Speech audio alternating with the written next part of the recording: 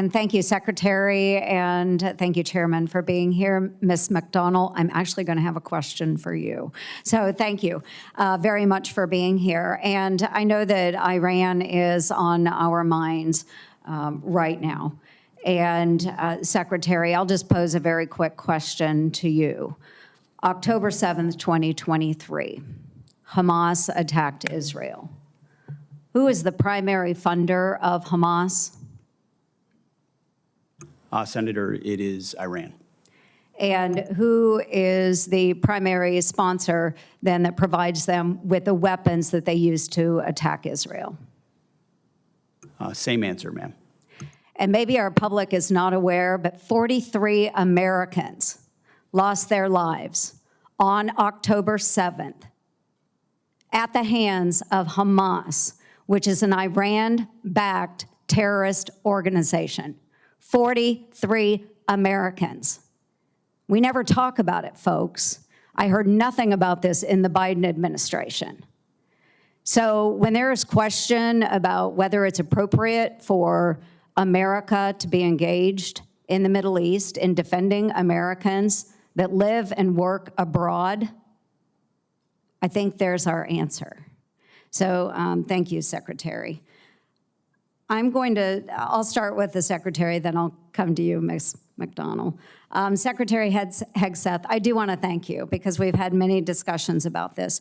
You have appointed Steve Erickson as the Executive Director of Force Resiliency, and he will oversee the department's Sexual Assault Prevention and Response Office, what we know as SAPRO. And he will directly report to you on the issue of sexual assault within our military. And you've been very responsive on this issue, and I commend you for that. And I have already received my first briefing by Mr. Erickson. So to continue building on this progress, I'm going to hold quarterly meetings with the SAPRO, and we want to make sure that we continue the momentum that we are seeing within the department on that.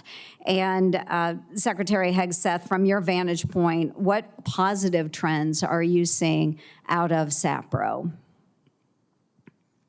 Well, first of all, Senator, I want to thank you and other members of this committee for the work you've done on that issue. And I think in large part, and you'll see this in this budget, we continue to fund the programs which have seen efficacy. And so I think a lot of these were newer programs, new initiatives, new emphasis put in place that we have simply sought to maintain and accelerate. And you see that in this budget. And thankfully, we've seen this year sexual assault numbers decrease.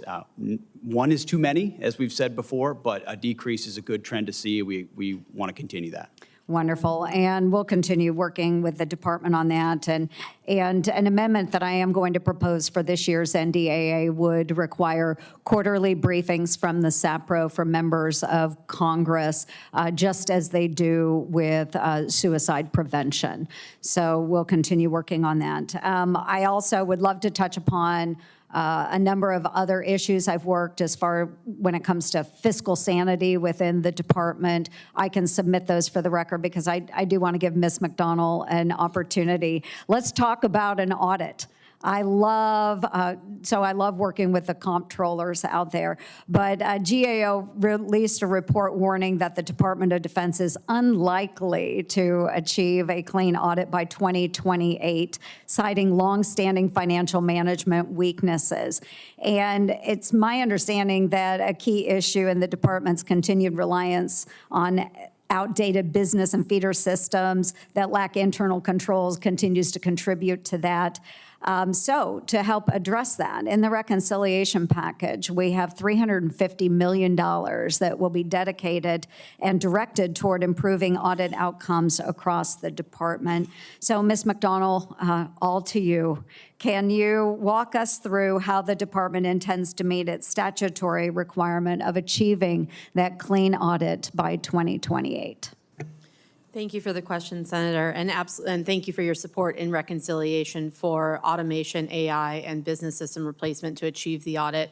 The first day we came in, that was one of the first topics the Secretary and I discussed, and he actually just put out a memo with guidance for milestones each fiscal year that the department is going to achieve the financial audit by 2028 or sooner, as he has challenged us to do.